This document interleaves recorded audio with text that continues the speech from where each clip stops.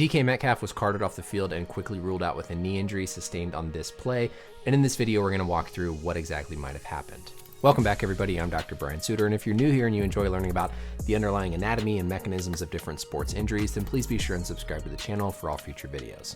This looks pretty concerning for Metcalf, and another little clue here just when you're following games, when somebody is ruled out as quickly as he was, Breece Hall's another example of this, usually there's pretty high level for concern because our physical exam tests that look for the things that would immediately make us say, no, you're not coming back in the game, are pretty reliable and done quickly enough. So when I hear somebody was ruled out this quickly, that always raises the level of concern. Honestly, the two things that I would be most concerned about here for Metcalf are going to be an ACL, unfortunately, or better case scenario, maybe a meniscus tear. Of course, we're focusing here on his left knee, and watch as his left knee comes down and he plants. He plants, initially things are pretty straight, but pay attention to how his body, his trunk is rotated over that left side. That's one of the things we talk about often observing with ACL tears. As he continues to land and that weight is on his left leg, or we can see how that knee drops inward, kind of right here in this position. So here we see the foot is rotated out. His knee has now started to turn inwards, and what this does is it causes this knee abduction moment where the lower end of the tibia, the distal tibia, is abducting out this way, causing the knee to have this twisting moment sort of inward, and this can be suggestive of an ACL tear. Now, this is in no way definitive.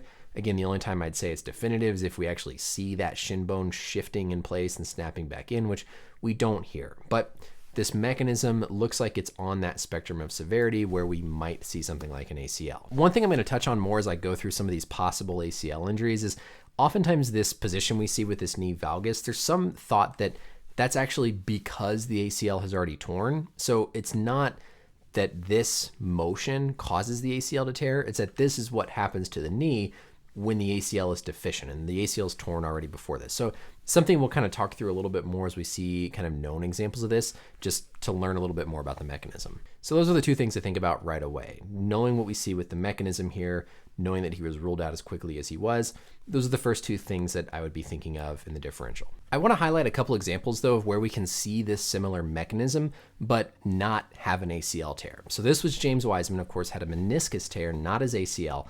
And we see when he lands, he has that same sort of position with his right leg. He lands, that knee sort of falls inward a little bit, and this just resulted in a meniscus tear. But then Klay Thompson's injury, which was an ACL tear, looks sort of the same, right? We see that same kind of knee buckling inward with that landing. So remember, we see mechanisms in sports medicine, and depending on exactly how the energy is transferred to the different tissues, leads to different injury patterns. So the same mechanism might lead to just an MCL, just a meniscus, but could also lead to the ACL. Flipping back to DK one more time, again, that same mechanism can also lead to an MCL injury. So really that whole spectrum of everything from a bone bruise to the MCL to the meniscus to the ACL is on the table when we see a mechanism like this. It just depends on exactly how the energy was transferred through those different tissues. So I think best case scenario, if you're talking about a bone bruise, a mild meniscus tear, worst case scenario, something like an ACL. That's it for the video, everybody. Again, I think the biggest point of this one was to highlight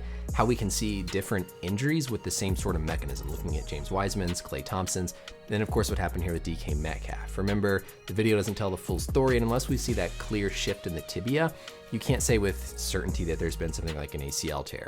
Again, that same mechanism can lead to something just like a bone bruise, but the fact that he was ruled out so quickly suggests they did something on their physical exam that made them concerned enough to immediately rule him out. We'll see what the final word is, though. I wish DK the best in his recovery with whatever this turns out to be.